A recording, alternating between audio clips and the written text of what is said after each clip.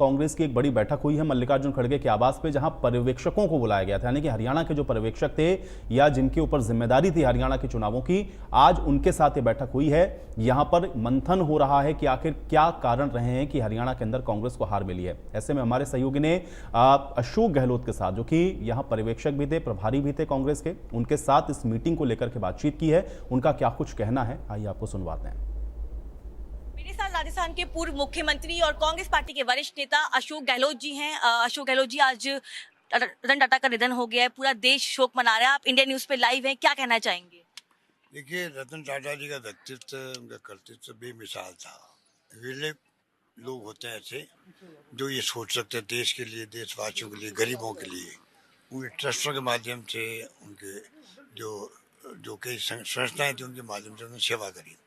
Tata empire का अपना जो है बहुत बड़ी क्रेडिबिलिटी है देश में, दुनिया के अंदर। इसका पूरे देश को गर्व है। और टाटा, उनके मुखिया थे रतन टाटा जी। उनका जो मैंने सुना है कि 2 कमरे मकान फ्लैट में रहते थे, बहुत सादगी से रहते थे। मेरा उनसे सीधा कभी संपर्क नहीं हुआ है, पर मैं कभी उनको देखता था, उनके व्यक्तित्व को समझने की कोशिश करता था, सुनता था, तो मुझे भी गर्व होता था। ऐसे व्यक्तित्व चले गए तो पूरे देश को दुख है और हम सबको दुख है। पर मैं समझता हूँ कि ऐसी दुनिया में बहुत कम लोग हैं जो अपनी प्रॉपर्टी को देश के लिए समर्पित भी करते हैं, जोड़ते भी हैं। तो मैं समझता हूँ कि टाटा जैसे व्यक्ति, रतन टाटा जैसा व्यक्तित्व था, जी टाटा थे, उनका एक बड़ा व्यक्तित्व था। तो ये पूरा घराना जो है, इसकी एक अलग पहचान रही है, एक अलग क्रेडिबिलिटी रही है देश के अंदर। पूरे देश को गर्व रहा है। और मैं समझता हूँ कि अन्य उद्योगों को, चाहे छोटे हो या बड़े हो, उन सबको इस घराने से भी, इस परिवार से भी, मैं समझता हूँ, दिल से कह रहा हूँ, उनको लेनी चाहिए प्रेरणा। हाँ। जिससे उनकी क्रेडिबिलिटी बढ़े, उनकी साख बढ़े, उनका मान सम्मान बढ़े, मान सम्मान बढ़े उनका, हाँ। इंडस्ट्रीज का, सबका, हाँ। तो पूरे देश में माहौल अच्छा बनेगा, ये मेरा मानना है। सर, हरियाणा की हार के बाद आप लोगों ने आज पहली बैठक, समीक्षा बैठक की। इस बैठक में क्या कुछ रहा और क्या आपको लगता है कि हरियाणा की गुटबाजी एक बड़ा कारण रहा, क्योंकि जीती हुई बाजी आप लोग हार गए? देखिए, धक्का तो लगा है, ये तो हमें स्वीकार करना चाहिए। पर यही तो चिंता है कि धक्का क्यों लगा है। ये बातें तो सुपरफ्लुअस है भाई, कि गुटबाजी थी, अति आत्मविश्वास हो गया, जाति समीकरण हो गए, ईवीएम मशीन की भी शिकायत आ रही है। तो हमने इलेक्शन कमीशन को लिख के दिया है कि आप जांच करवाओ इसकी। ये शिकायत हमारे पास उम्मीदवारों से भी आ रही है और जिलों से भी आ रही है।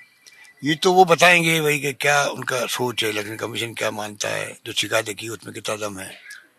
पर मेन बात है कि आज जो मीटिंग हुई उसमें राहुल जी ने, खड़गे साहब ने, हमने सबने बैठ के चर्चा करी कि फॉलो अप करके मालूम करें वहाँ तक कि वास्तव में ये स्थिति क्यों बनी है। जब पूरा देश, पूरा प्रदेश, हरियाणा प्रदेश, पूरा मीडिया, लोकल हो चाहे वो राष्ट्रीय हो, एग्जिट पोल वाले लोग हो, हम सब, आप हम सब हो, एक तरफ जीत दिख रही थी पब्लिक की। तो ऐसी जीत दिखने के बाद में आप अप्रत्याशित तरीके से हार लगता रहा है हो। कांग्रेस का ओवर कॉन्फिडेंस कांग्रेस को उन हर जगहों पे हरा देता है जहां पे कांग्रेस पार्टी जीतने वाली होती है? क्योंकि हमने देखा छत्तीसगढ़, हमने देखा मध्य प्रदेश, फिर हम देख रहे हैं हरियाणा। ओवर कॉन्फिडेंस एक कारण लगता है आपको? अब मैं फिर कहूंगा आपको, मैं वही पहले कहा वो रिपीट करूंगा कि जो ये बातें हम सुनते हैं, हर चुनाव की बात सुनते हैं, चाहे कोई पॉलिटिकल पार्टी हारती है, कांग्रेस हो, बीजेपी हो, कोई भी हो, यही बात आती है, गुटबाजी थी, जाति समीकरण।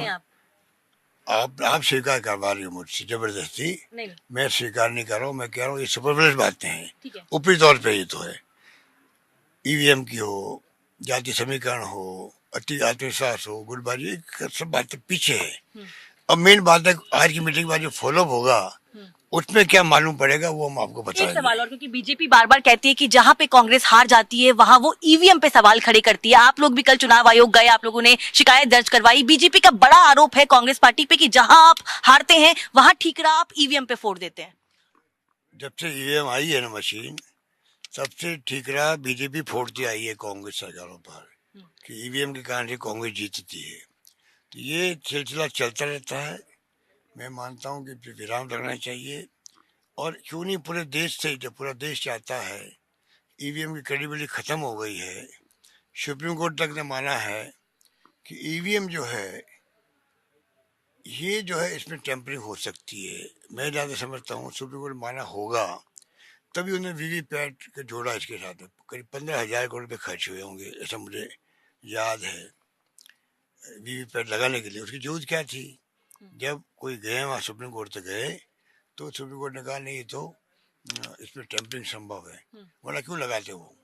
तो जब टेम्परिंग संभव है तो टेम्परिंग आज भी हो सकती है। तो ये इशू खत्म होना चाहिए देश में। क्यों नहीं आप इसको समाप्त करके, जैसे अमेरिका में मैंने सुना है, यूके के अंदर कई मुल्कों में पहले मशीनें थी, मशीन हट करके वहाँ पर आ गई पेपर बैलेट आ गए पहले की तरह।